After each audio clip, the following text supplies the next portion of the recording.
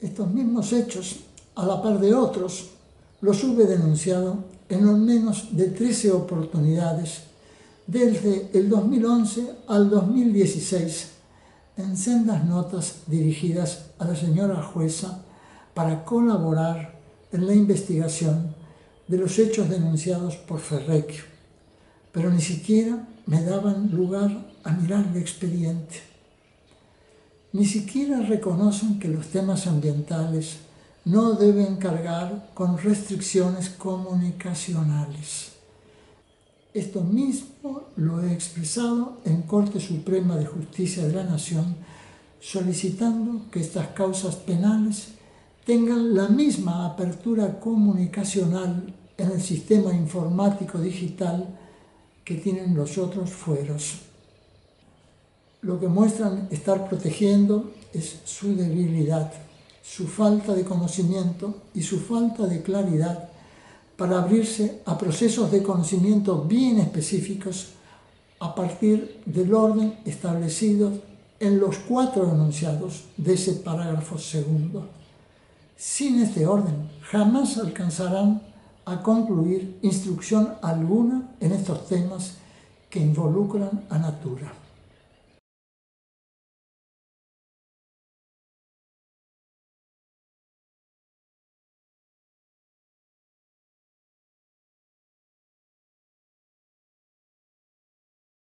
Ya en 1859, el agrimensor Bonnet nos muestra en sus cartografías cómo hacía desaparecer el cauce principal del río Luján.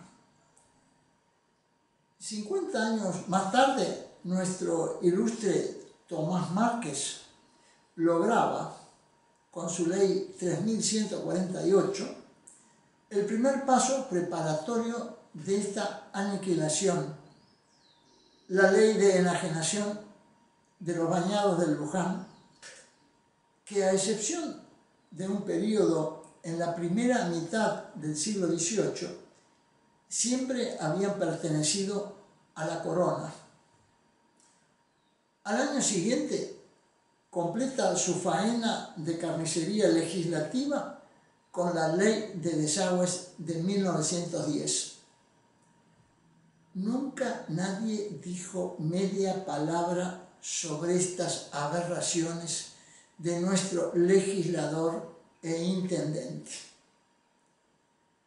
100 años más tarde, Pacello hacía efectiva esa primera carnicería.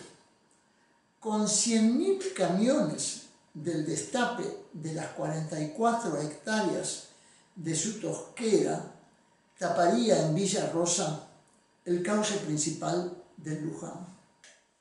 El puente, con sus 63 metros de ancho, prueba que doblaba el ancho del que hoy, con 30 metros, presume ser el cauce principal.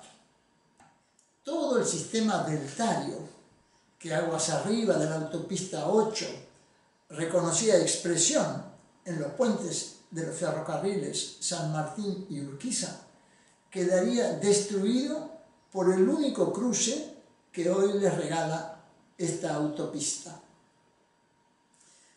En el primer decenio del siglo XXI serían los Hurtado Vicuña, Lanusse y O'Reilly los que completarían la faena de liquidación del cauce principal en Celaya, y la familia completa aguas abajo de la autopista 9. Al tiempo que Pacello obraba su tapadura en Villa Rosa, Cocurec lo hacía en su Club Náutico Escobar, y la Dirección de Hidráulica completaba con ojo mecánico su plan de transportes de aguas, tallando el desvío de 130 grados hacia el noreste, que presumiría de escurrir las aguas de lo que quedaba del Luján en esta nueva e ilusoria salida hacia el Paraná de Las Palmas por el Canal Santa María. una vez más festejando torpezas y crímenes, subiéndonos al santoral. El silencio de la ciencia, el del CONICET, el del Instituto Nacional del Agua, el del Instituto Pedro Picandet de Hidrología, el Ringelet de Limnología y todas las hijuelas de esta cultura en universidades, Comiluz, Siaclus, fueron y siguen acompañando a nuestros exitosos mercaderes, hoy devenidos originales urbanistas en políticas, gobiernos y legislaturas, apañando gamuzas discursivas durante más de un siglo. ¿Cuál es el nivel de conocimiento de estos académicos en materia de termodinámica de sistemas naturales abiertos y de ecología de ecosistemas hídricos en planicies extremas? ¿Acaso el portar currículas les salva de portar curros durante 380 años? ¿Acaso alguno de ellos ha mencionado media palabra sobre el avatar geológico que carga el sistema paranaense a los últimos 20 kilómetros del cauce de salida de Luján al estuario? ¿Acaso alguno de ellos ha dicho media palabra sobre los afloramientos precámbricos de 2.200 millones de años en el delta inferior, desde Martín Chico hasta Zárate? ¿Acaso los 50 años del laboratorio de humedales de la UBA no alcanzan para visualizar el vínculo elemental e irreemplazable de la energía solar acumulada en los esteros y bañados que dinamizan las aguas de las pequeñas y grandes sangrías aledañas?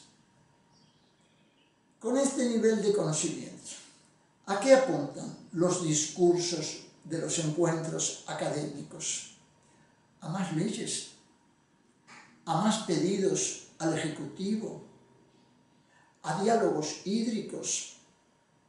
¿Cuándo hará la ciencia su propia crítica? ¿Cuándo empezará a denunciar injusticia?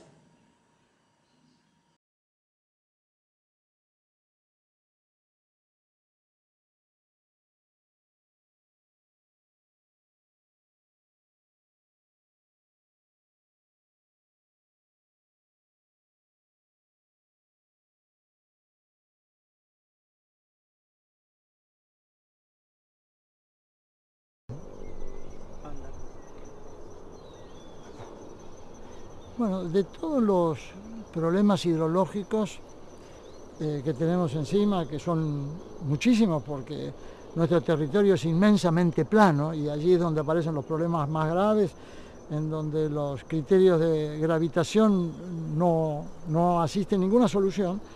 El riachuelo es el más patético por los años que lleva acreditado en sus miserias.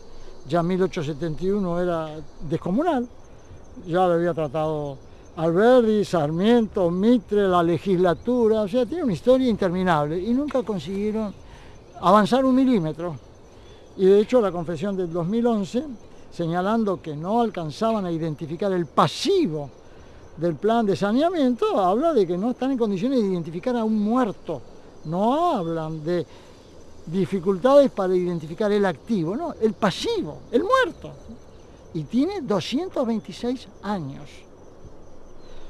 El problema del riachuelo está fundado en un problema de cosmovisión hidráulica que aplican criterios gravitacionales donde no existen. ¿Y qué es lo que pasó en el riachuelo hace 226 años?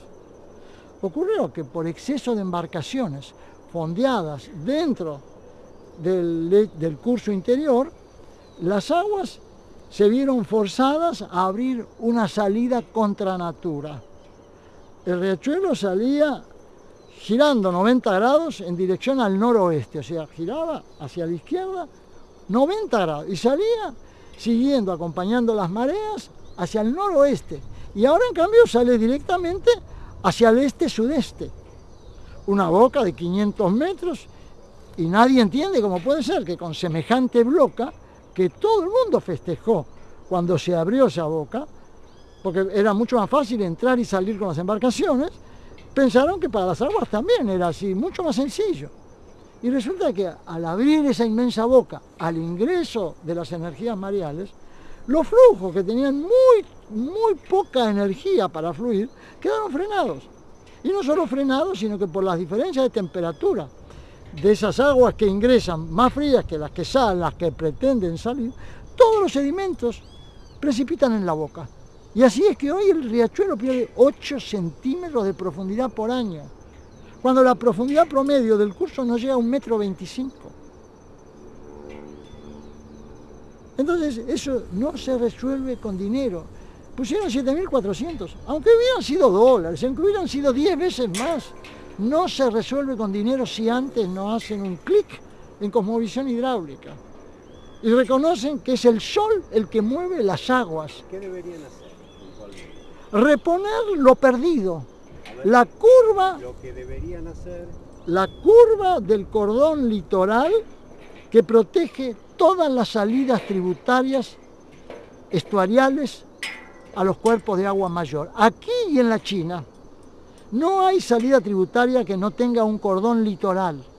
Ahora, si nunca le prestaron atención y advirtieron la importancia que tienen los cordones litorales para generar salidas las 24 horas del día, no solamente cuando los flujos mareales dejan de presionar, las 24 horas del día. Entonces, si entienden cuál es la función del cordón litoral, bueno, ya empiezan a marchar en la senda del reconocimiento de los activos perdidos, no los pasivos. ¿Por qué no explicas qué es el cordón, cómo debería ser? El cordón litoral es una formación sedimentaria sumergida, o sea, subsuperficial, no aflora, salvo cuando se retira el estuario, entonces empiezan a aparecer los viejos cordones litorales que alguna vez cumplieron su función, una vez que emergieron ya no la cumplen y se forma uno inmediato, paralelo a una distancia de 150 a 180 metros. Esa es la dinámica sedimentaria de todas las salidas tributarias. Generación de cordones litorales formados con una prolijidad extraordinaria, que suelen tener de 3 metros a 5 metros de altura y hasta 20 kilómetros de longitud, muy rectos, que cumplen la función de proteger las tímidas salidas de los cuerpos tributarios. Y protegen no solamente de no verse enfrentados con los flujos mareales, sino que lo protegen de las diferencias de temperatura. Porque son esas diferencias de temperatura con las aguas externas las que producen la precipitación del cordón litoral. O sea que todos los sedimentos que salen de los cuerpos tributarios tienen depósitos sedimentarios superordenados. Cuando se rompe el cordón litoral, se pierde ese orden en las deposiciones y a cambio se genera un tapón sedimentario en toda la boca. El río deja de funcionar. Ya no es un río, sino que es una cuenca endorreica. Así que si no entienden cuál es la función de los cordones litorales y más de la famosa deriva litoral que marcha paralela a la ribera estuarial en las áreas de muy poca profundidad, allí encuentra el tributario aguas de similar temperatura y es por eso que tiene salida. Porque si la deriva litoral tuviera temperaturas inferiores en más de 2 o 3 décimas de grado a las que vienen del tributario, también eso representaría un inconveniente para la salida. O sea que necesita la deriva litoral, que tiene una dirección las 24 horas del día, siempre a la misma dirección, y una alta temperatura para recibir con simpatía las aguas del tributario. Son miradas muy específicas que es improbable que un espectador las comprenda. Pero bueno, por lo menos expresarlas abre la sospecha de que hay algo para mirar. ¿Vos presentaste causa sobre el riachuelo? Yo no solo he presentado una causa, sino que he presentado dos. La segunda más específica que la primera, y bueno, estoy esperando que en algún momento le presten atención. Y en este año han pasado cosas tan descabelladas con el famoso plan del Riachuelo, por las faltas que cometió el pretor de la corte, el famoso juez Armelia, con sus negociados con la Tosca, y bueno, y la corte quedó paralizada de la desilusión, de que toda la confianza depositada en ese hombre les acabó con el plan. Pero el problema es que ese plan no tenía ningún sentido que lo llevara ese pretor o cualquier otro. El plan estaba destinado a fracasar de todas maneras. Por eso que en esas causas hago hincapié en esos temas, para que no miren por los problemas culturales, por los problemas de contaminación o polución de aguas, sino que miren por lo inmediato anterior. ¿Cómo funciona el sistema? ¿Cómo funciona ese ecosistema? Si no ven cómo funciona el inodoro, es inútil que quieran discutir quiénes van a hacer el uso del inodoro o cómo están haciendo uso del inodoro. Es un tema que afecta directamente a la ciencia y la afecta en términos dramáticos, porque esas miradas no pertenecen a miradas científicas, sino fenomenológicas. No hay laboratorio en el planeta que esté en condiciones de modelizar flujos convectivos, no flujos laminares como llaman ellos. Ellos le tienen espanto a esos flujos, los llaman turbulentos verticales y creen que con eso, con ponerle un nombre, han resuelto el problema, ¿no? Por eso el aprecio que le tengo a esa doctora en física de flujos, doctorada en París, a cargo de todas las cátedras de hidráulica de la UBA y todas las áreas de investigación de la UBA, la doctora Agnès Patterson, que el 18 de febrero del año pasado me regaló esa visita, acompañada de un ingeniero especialista en imagen satelital, que quería saber cómo generaba yo mis bancos de imágenes, y estuvieron en casa 2 horas y media y se fueron con los ojos blancos. Pero para mí fue una confirmación de que no estaba diciendo tonterías, porque si no, una mujer tan seria como ella no había forma de engañarla, ¿no? Bueno, espero que algún día esa mirada alguien le preste atención.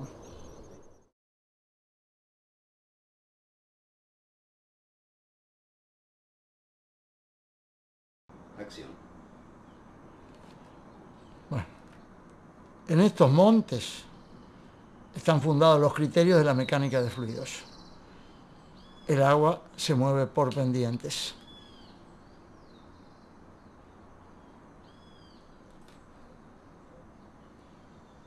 Y así llega hasta el mar.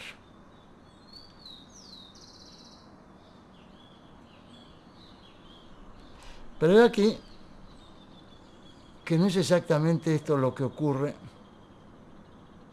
en ninguno de los cursos de agua del planeta. Aquí tenemos otra imagen. Y aquí tenemos también un detalle de cómo accede la ciencia a estudiar la vida, el bios, los enlaces de la energía y de la materia. Y como no tienen más remedio para estudiar el huevo que romperlo, bueno, después arman todas estas estructuras para tratar de recomponer la historia. Bueno, acá lo más gracioso es que no es la yema del huevo la que cuenta, sino el sol. Tenemos que tener aptitud para imaginar que esto no es la yema del huevo, sino el sol. Y aquí tenemos justo un río planteado por un surrealista ruso en términos de planicie. Aquí no hay una pendiente, pero sí, en cambio, está presente en esta imagen el esfuerzo descomunal de la ciencia de alcanzar a través de partición, eso significa ciencia, partir, escindir, to scint, alcanzar a modelizar y modelar la vida. Y no importa todos los esfuerzos que tenga que hacer. Esto es maravilloso, esta imagen es fantástica, mostrando los esfuerzos para recomponer la vida de este huevo que nos regala al sol justo arriba de un curso de agua en planicie extrema.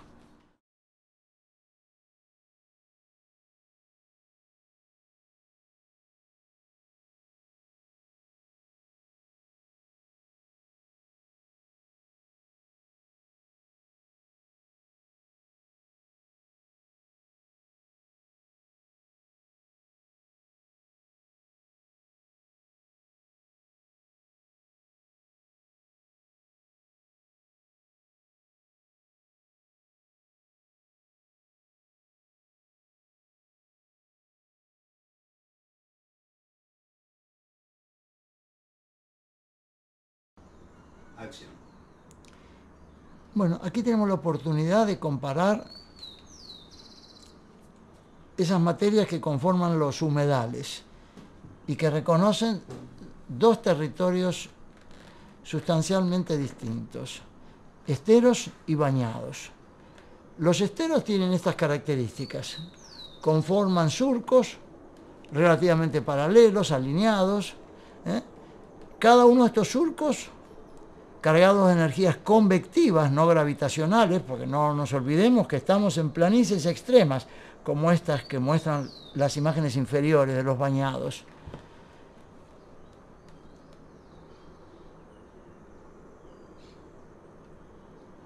Y entonces aquí no hay energía gravitacional, el agua aquí no se mueve por pendiente.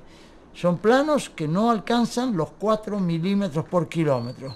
Y sin embargo, estas dinámicas, las de estos surcos, son las que escurren aguas someras, porque aquí a lo mejor no hay más de 50 centímetros de agua, y en territorios inmensos. Aquí estamos en la zona de Paranacito, de Ceibas, que todos los que van para los puentes, cuando cruzan a Uruguay, transitan sin darse cuenta, porque desde el plano superficial no tenemos estas visiones de los formidables esteros del Paraná en esas zonas de la provincia de Entre Ríos.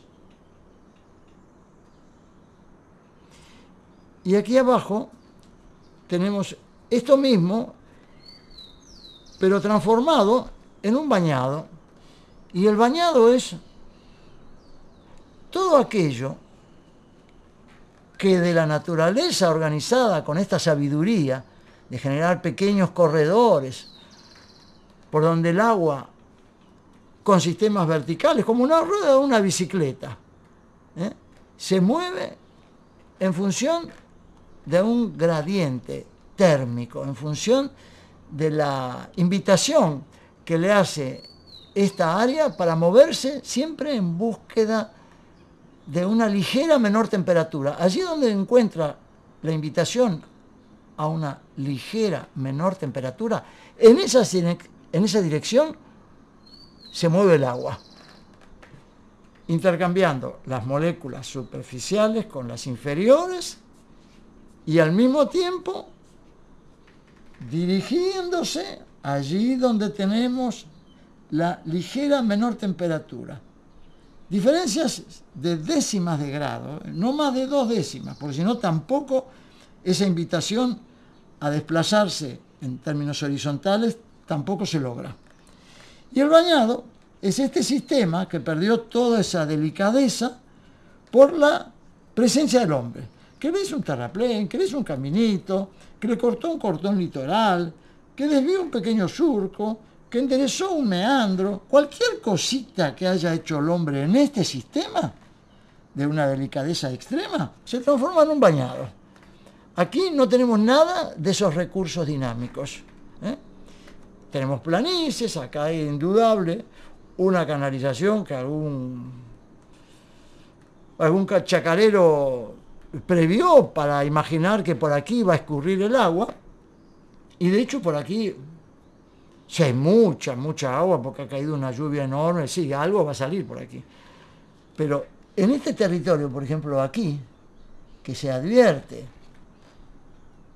una continuidad que todavía no ha sido afectada, si nosotros accediéramos a imagen de este pequeño sector, descubriríamos que aquí hay un microsistema que reproduce exactamente lo que aquí nos muestran los esteros en gran escala. Esto, por ejemplo, corresponde a un área que puede llegar a tener 3 kilómetros. Y esto a lo mejor corresponde, este pedacito, a un área que pudiera estar en el orden de los, 200 metros. Bueno, vamos entonces a una imagen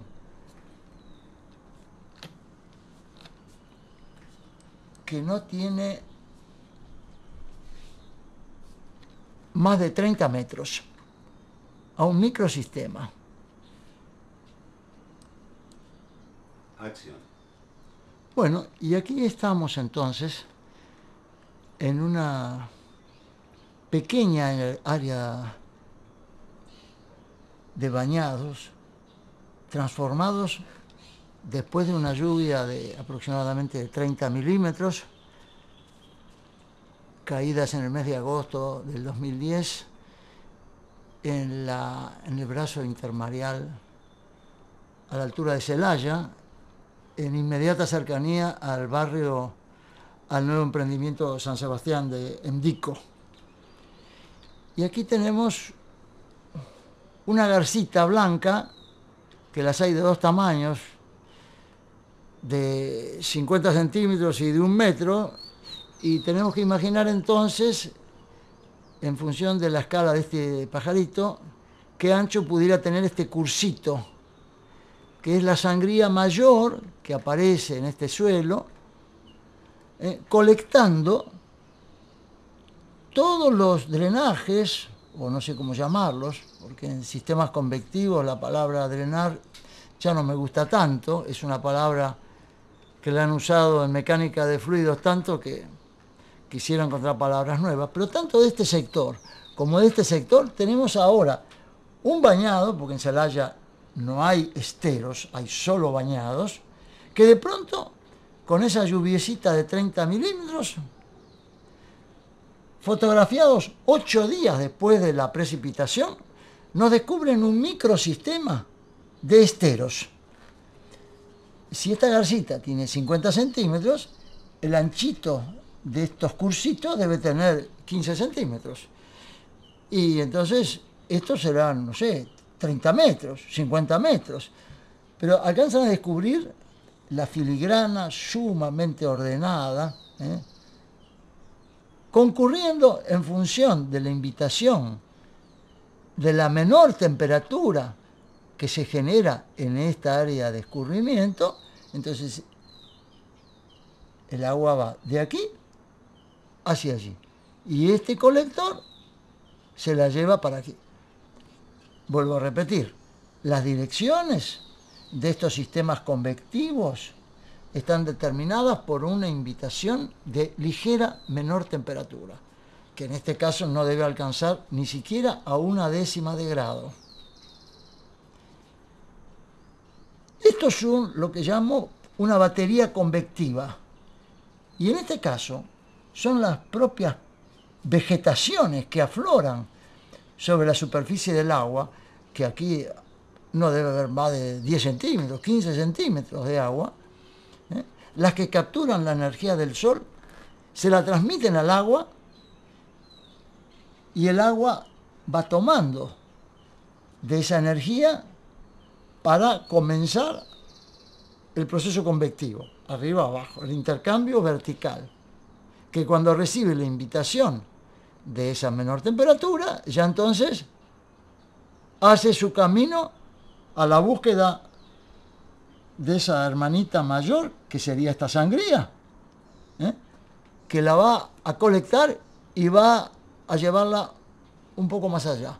Esto es lo que yo llamo baterías solares vegetales, que la doctora Agnès Patterson, a cargo de todas las cátedras de hidráulica de la Universidad de Buenos Aires y también de los equipos de investigación, alcanzó a reconocer el 18 de febrero del 2012, justamente a través de esta imagen.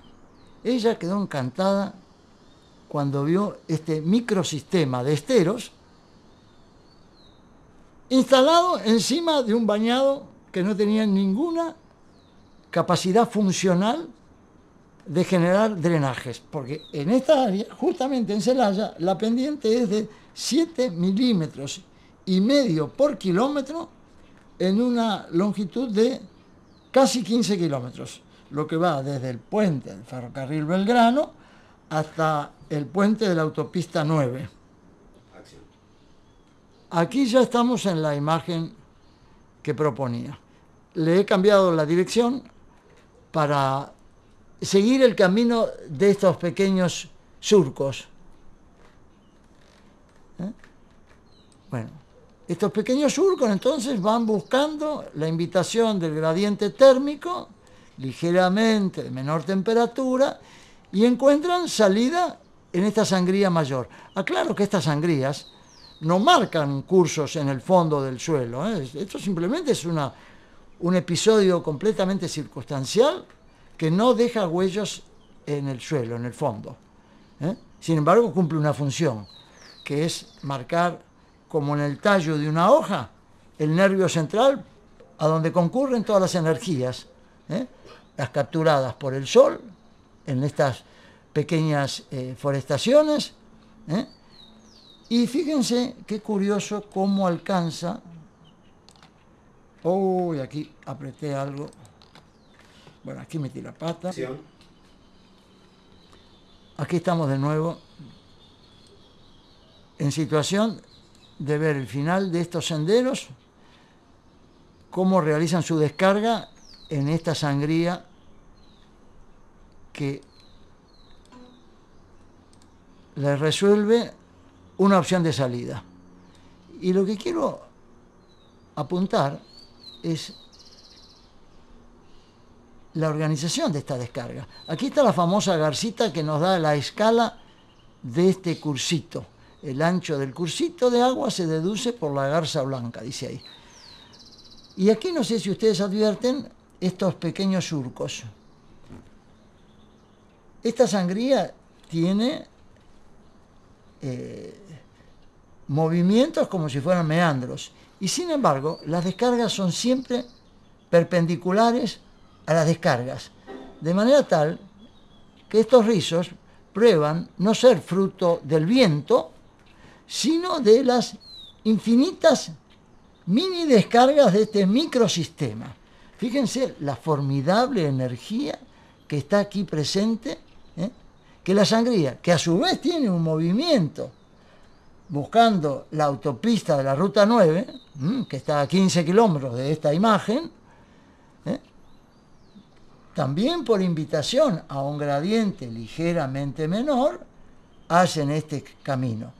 Pero la energía que descarga cada uno de estos hilos del microsistema, de este microestero, está presente en estos ricitos. Bueno, toda esta organización es espontánea. Se generó no sé cuántas horas después de llover.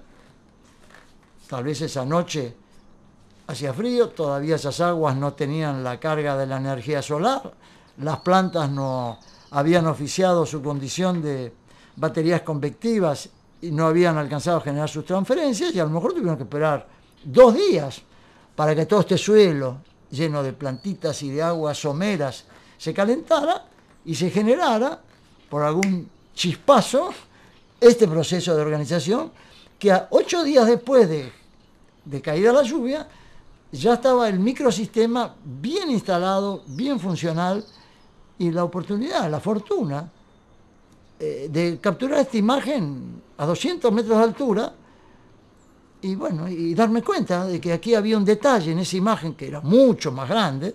La imagen tomaba un área de no menos de 2 kilómetros de ancho, y estar aquí ahora hablando de un pedacito de suelo de 30 metros, que en este caso es incluso menor a los 30 metros, mostrando un sistema convectivo generado en forma espontánea y en donde son las propias plantas las que capturan la energía solar y la transmiten al agua, y el agua crea su dinámica en función, primero vertical, porque el sistema convectivo es vertical, y luego horizontal en función de la invitación del gradiente térmico que está fundado por esta sangría mayor, que a su vez tiene una invitación de un gradiente térmico de otra sangría mayor, que es la del río Luján, que está a lo mejor a 200 metros al sur de esta imagen, diríamos, ¿no? Así que todo este sistema formidable es lo único que permite que esta planicie, que en esa oportunidad reconocía una banda de anegamiento no menor a los 5 kilómetros, bueno, que en 10 días, 15 días, esto estuviera, no digo seco, pero por lo menos toda esta masa de agua ya había desaparecido. Todo en función de la energía solar, todo en función de las baterías convectivas, que en este caso están conformadas por los suelos, por las vegetaciones y por las aguas, que son las que reciben esas transferencias de la energía del sol a través de las plantas y de los suelos. Estas mismas situaciones las alcanzaremos a explicar oportunamente cuando todo este sistema llega al mar. ¿Cómo es que estos sistemas alcanzan a viajar hasta 700 kilómetros de haber hecho la descarga tributaria oceánica?